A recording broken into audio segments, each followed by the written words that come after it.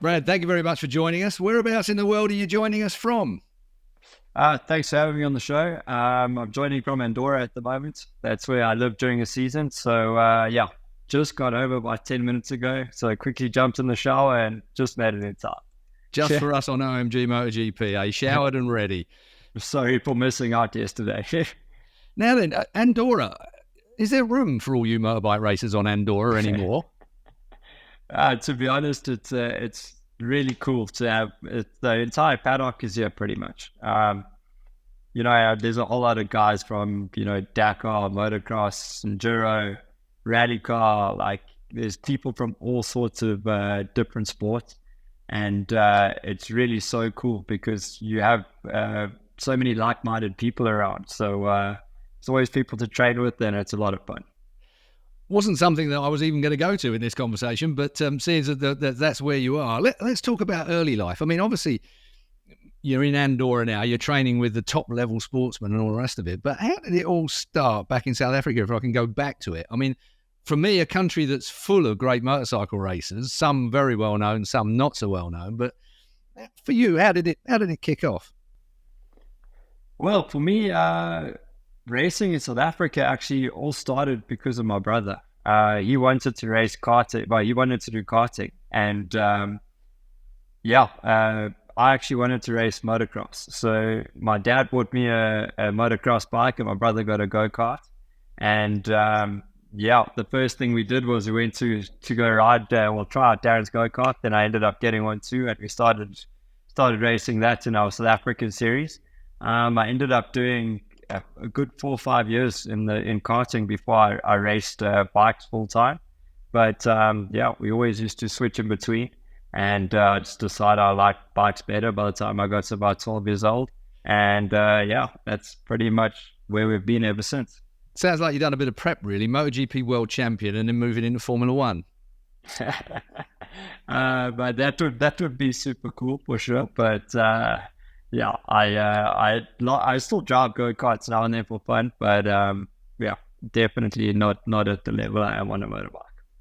You've kind of come a traditional route, haven't you, through motocross and then into rookies, which you spent sort of quite a long time, actually, 3 years in rookies, I think it was, and then into Moto 3, successful in Moto 3, successful in Moto 2.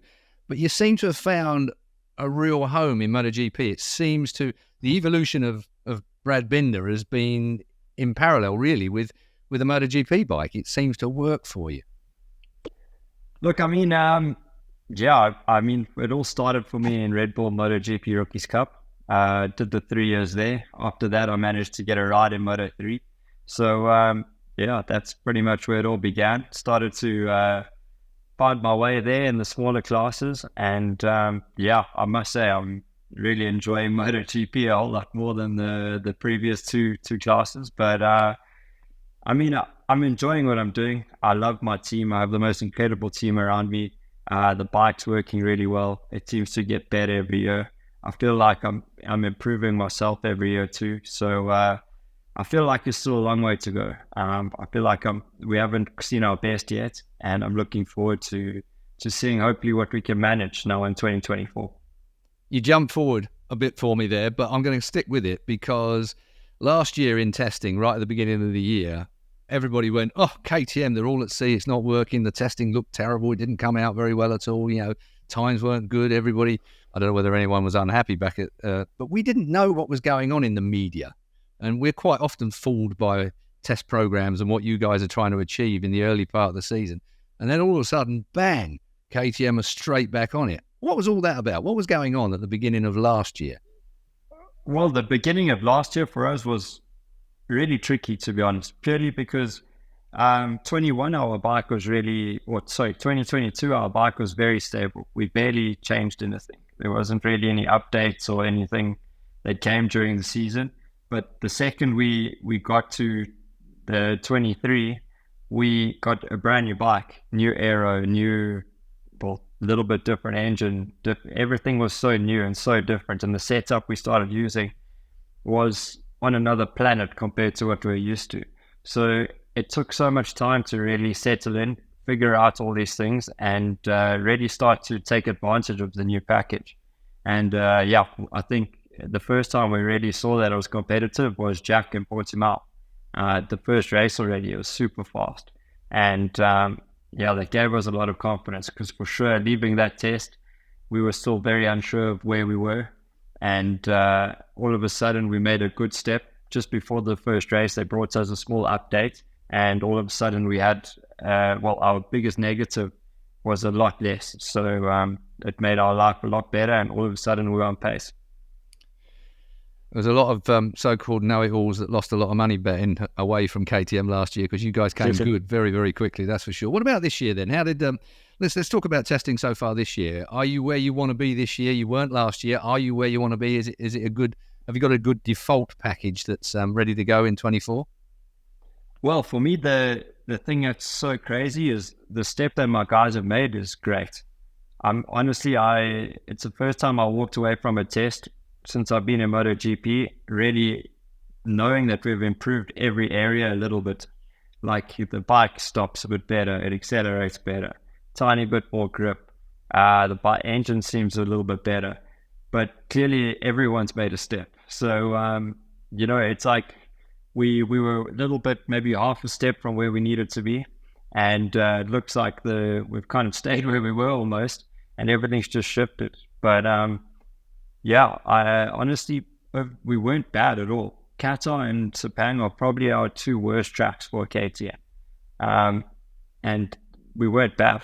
So, I think I definitely didn't put in the best, fastest lap I could have. I had yellow flags on both my laps. So there's a couple tenths at least in the pocket there, which would have pushed us quite a lot further up the order. I did a full race simulation. The bike handled really well throughout. I think the team have done a great job. I feel good on the bike. And now the big question mark is, let's see where we are when it comes to racing. Jack and you, I would imagine, will be hellishly good fun down the pub. But as teammates in competition, how does that dynamic work in the garage? I mean, you seem like two very strong characters. I wonder how that might conflict. Do you look at his data? Does he look at your data? Or do you go across to the gas team and have a little nose of what they're doing? Or is it everybody working together from the two teams? Well, I mean, firstly, Jack's a really good mate of mine. I think, obviously coming from Australia and me, South Africa, I think we have a lot in common. I think things work very similar in the two, even though they're so far apart. But it seems like South Africans or Australians, things seem to click. So, I've always gone really well with him. It's awesome sharing a box with him. He's really such a cool guy, and we have a lot of fun for sure. But of course, we're constantly checking data between everybody. It's not just, it's basically open for all. So between gas and KTM, there's always something to learn from every rider. So we check through all the data. We check which corner, each rider is doing well, where we can improve, where our weak points are. And it's just the best way to have it, to be honest, because it really just keeps things going forward for us. Pedro Acosta, he's had a few people that have looked over their shoulder back at him as he's developed through his career at the moment. I mean, you guys now have seen what he's like on a MotoGP bike. Has it surprised you that he's pretty much got straight on with that bike? I mean, are you thinking to yourself, they might be able to, as all motorbike racers do, learn a little bit off of everybody? Is there anything he's doing particularly that's interesting you? Yeah, I mean, we all knew when he was coming, and he was coming fast. I mean, there's no denying that Pedro is an unbelievable talent, and his resume in just such a short time in the World Championship, he has been unreal. The guy's super fast. He works really hard, and it's clear. I saw already in Valencia when we had all just finished the race weekend, he jumped on for the first day and was only 1.2 seconds off first. So. It's really impressive. Like, I know myself, making a step to MotoGP is not easy, but as soon as you understand it and you make that click with the bike, it's, you can go fast and you can run with the top boys. So I expect nothing less from him, and I'm sure he's going to be really strong. There's a lot of bells and whistles on a MotoGP bike nowadays, and the switch up from Moto 2. I mean, the thing that impressed me, I suppose, with Acosta and yourself when you got on the thing is how quickly you have to adapt to the technical side of things with that motorcycle? I mean, how do you go about that? To be honest, that was probably one of the things that was most difficult for me to understand at the beginning. If you got to a track and everything was set up well, it was more or less easier weekend. If the engine brake was working well, the power levels were good, the TC or everything was working well. But it was when you got to a track where things weren't really working so well and you didn't really know how to fix them or what you were feeling. And that's when it was a lot more challenging. So, of course, that's one of the dynamics that come with MotoGP. But at the same time, it's not rocket science. As a rider, it's stuff that you feel. And with a little bit of time and a little bit of experience, you start to really understand what you need, and you can exploit every area of the bike that you have available to really just try and improve.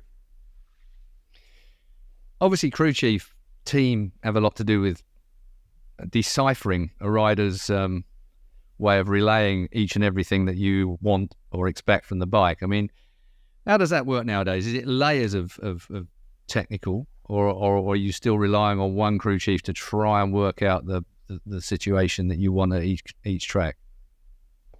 Well, I mean, nowadays in MotoGP, for me, myself, who I work with directly is obviously my crew chief. And then my crew chief, he makes the final call, of course, and decides what he wants to do.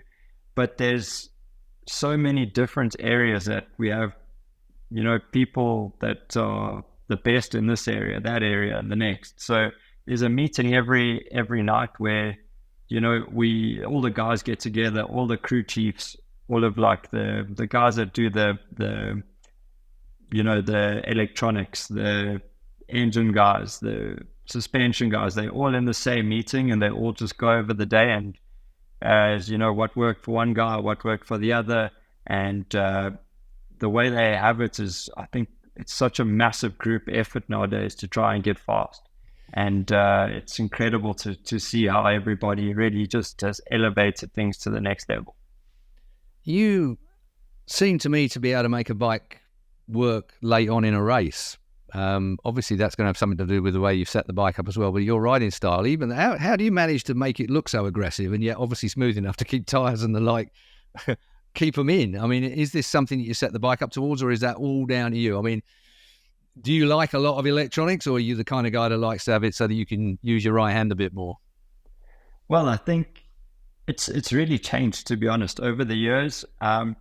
We've had so many different situations and different ways where we have sometimes we've had so much TC that the bike can't spin if it wants to, but then in the recent times we've had it super free that it feels like you don't have any. So it's just really finding a balance and see what works for you. But of course, nowadays I think I feel like everything's a lot more free and a lot more in the rider's hand than what it has been the last couple of years, for me at least. And that's where you can really see those big improvements on new tires. And then in the race, it's all about managing the throttle, managing the spin, making sure you don't overspin, don't destroy the edge. It's you're consistently trying to change things and adapt. But the biggest learning curve for me was not to destroy your rear tire. And I'm still working on it because as a KTM are harder on tires than the other manufacturers. But I've got a good idea of how to save them now, and it's really worked to my benefit a few races last season. Where do you reckon the KTM is good, as in performance-wise? Where's the special that comes out with the KTM? There's every marque seems to have its something about it that just makes it that bit nicer. M1 Yamahas, everyone reckons the front end is beautiful on them. Some give a bit more traction. Ducati seems to do everything at the moment. Obviously, KTM and Aprilia are not far off of that point because everything is within thousandths of a second now. I mean, where does the KTM work? Where do you really like it? It's hard to say, honestly, one real standout point. If I had to go back a few years, it was the braking of the KTM was insane. Like, it was our standout feature by a mile. But nowadays, things are so close that there's really not one aspect that we are super good in or much better than the others, but there's also not one that we're much weaker. So it's hard to say what our strongest point is. But yeah, if I had to really pick one, I would say like long corners where you don't really need to rely on too much rear grip is where our bike, you can really try and carry good corner speed and make up time. So that's one point I've always found that has worked for our bike really well, especially in the second half of last year. I mean, it's a busy old, when you get to a racetrack nowadays with the amount of things the pressure that's on teams and riders to get everything done in the timescale they've got. Do you ever get a chance to go and have a look at what other people are doing, what other riders are doing at any time? Is there any, do you look at other riders' videos from the week before perhaps to try and see what their bike are doing or what their style is doing for them? Do you ever get that kind of opportunity? Bit of a school day? Well, that's a massive part of your job as a rider to pretty much, if you can get a video of the guy who's on pole and you see he's doing something different or, running a different line, picking the bike up earlier or braking later in a point. If you can just see any of these small points, it's easy for us to understand where you need to go faster. So we have guys in our team that's what they do. They study everything. They see, what other teams are doing well, what other riders are doing, and they try to see what we do. And we try to obviously see where we're losing and how we can improve.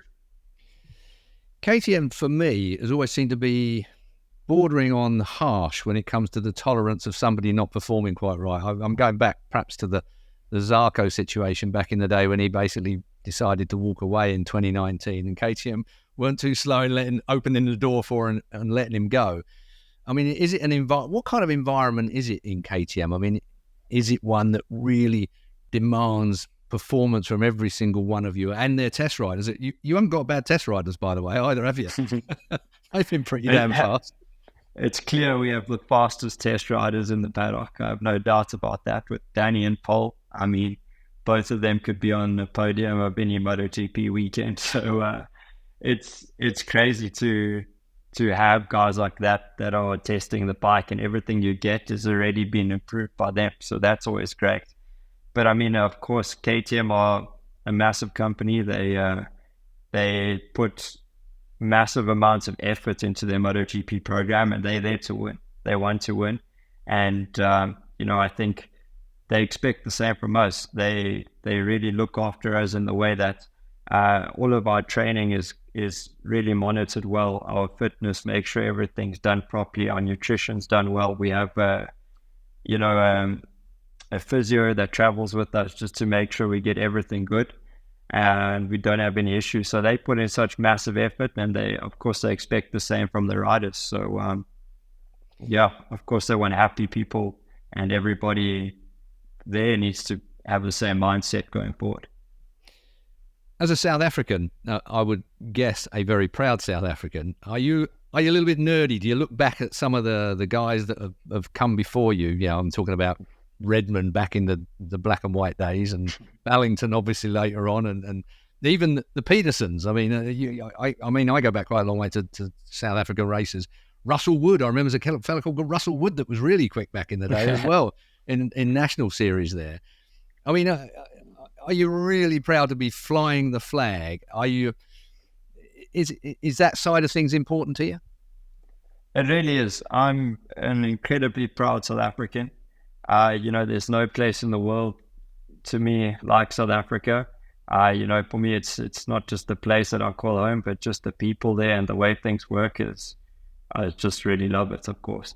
But I mean, I suppose everybody loves home. But when I look back at, like all the guys you just mentioned, there's nothing better than sitting down with them and listening to their stories. Because I tell you, MotoGP has changed over the years. Not just MotoGP, but racing in general. Their stories of pulling up with their camper, not sure if their bikes are going to be there. Like, I've heard some crazy ones, and it makes me very grateful to be in this era of racing. It seems that there are more and more people that are drifting to your shores from over here lately. Congratulations, by the way, on your marriage in December. Thank you very much. That's another very big deal that you've got out of the way there. And of course, a good friend of mine, Ben Atkins, is your mechanic, Mark, that works. Obviously, he's married to to Ben's daughter. So it's a very close-knit fraternity that you seem to be building around you at the moment. For sure. What are your expectations this year? We all know that you want to win a world title. That goes without saying, so we won't even go there. But I mean, what's the kind of minimum that you're looking for this year in this what is going to be a massively long season? Look, I believe that myself and KTM together, we have the opportunity to do something great. I believe that last season was an incredibly hard one. I made a ton of mistakes and I crashed a lot, and we still finished fourth in the World Championship. And I know there's areas that could have been better, and I know if we can improve these small areas, we're going to be a hell of a lot closer. So from my side, I've done everything in my power to start the season more ready, fitter, stronger, ready to make the long haul, of course, now with the 20 whatever races we have a season. And my team, I feel like they've been doing the same. You never know where you are until you line up for the race, of course, but I honestly believe that this is my opportunity. This is my year to show what I can achieve and what myself and KTM are capable of. And fingers crossed we get it right. Testing is testing, I think, is the phrase that we all say. Racing obviously comes much higher up the list. But this coming year, we've got concessions that may bring Yamaha and Honda back into the fray. Obviously, all eyes are on Ducati as the majority of the grid is filled with Ducatis, Aprilia, yourselves at KTM. But Yamaha and Honda, I mean, just a quick throwaway. Do you believe the concessions will assist them to bring them back up to some kind of speed this year? Are you even bothered about it, or do you not even think about what other manufacturers are doing as a rider? To be honest, I've put in little or no thought at all into it. Obviously it's got nothing to do with me and it doesn't change my life at all. But, I think in one way, I think it's cool because it's not nice to see big manufacturers like Honda and Yamaha struggling the way they are. And not just that, their riders that are on their bikes are a lot better than what they've been showing. So I know from being a rider in that situation at times in my career, it's never cool. It's never fun. So, I think it's a great way, if it works, of course, to try and get all the manufacturers on a more similar level. And I think it's just going to make for better racing. Certainly from our point of view as fans and broadcasters, it's a benefit to see everybody on it. Marc Marquez, I've got to ask you, Marc Marquez obviously to Ducati, okay, so it's a so-called last year's bike and so on. Does that add a little bit of spice from your point of view? I mean, obviously, I understand that you're focusing on your own product and the way that you're moving forwards, but having a little bit of Marc Marquez somewhere in the back of your mind, does that sparkle you just a little bit? Does that make you feel like, oh yeah, we've got Marc back on the right bike now? Does that bring something to the game? To be honest, much like the concessions, I haven't put too much thought into it.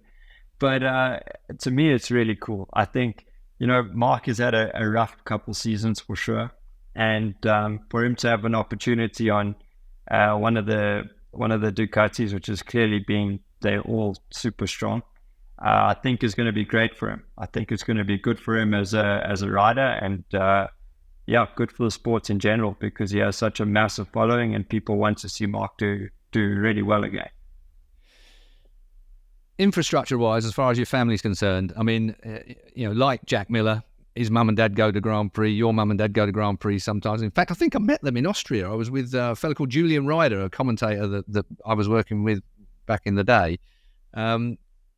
And I must say that they seemed, I think your dad was doing a deal with Derek Crutchlow at the time on some old motorbikes that were about to be shipped somewhere. Yeah, that somehow everybody's connected in MotoGP, aren't they? Yeah. Look, I mean, as you know very well, the paddock's small and everybody becomes friends after being there for a few years. So my dad loves to come and watch me, of course, but I think he also likes to catch up with everyone else too. Is it a tough year? Do you get worn out? Last year was a long year. I mean, barring injury, leaving that to one side for the moment. I mean, and you've had your fair share of injuries over the years. does it wear you out? Do you get to a point in the season where you think, God, another set of races that I've got to cover? Or is it all, I just want to get on the motorbike and I want to do the business? Honestly, for me, it's not something I worry about. It's not something that I really think about.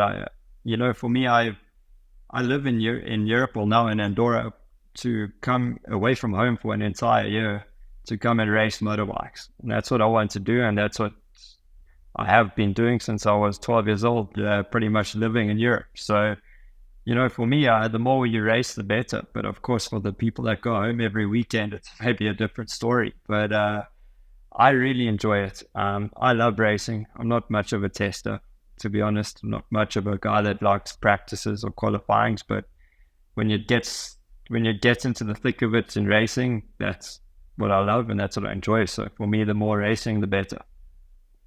Brad Binder, MotoGP world champion. That would sit quite nicely in the South African. Yeah. Look, I mean, nowadays in South Africa, it's incredible. We got so many great sportsmen. The Springboks have done so well. We have guys winning in UFC. There's world champions all over the show. So I'd love to add my name to that list. You'll almost be common. Yeah, there you go. Everyone here on OMG, MotoGP, and of course everyone that's listening and watching at the moment will be wishing you well, Brad. And we really appreciate you for giving up the time today to speak to us. And we wish you absolutely the best of luck this year. Keep it on the tarmac, and who knows what you and KTM are going to achieve this year. Fingers crossed. Thank you so much for having me on the show, and looking forward to catching you guys soon.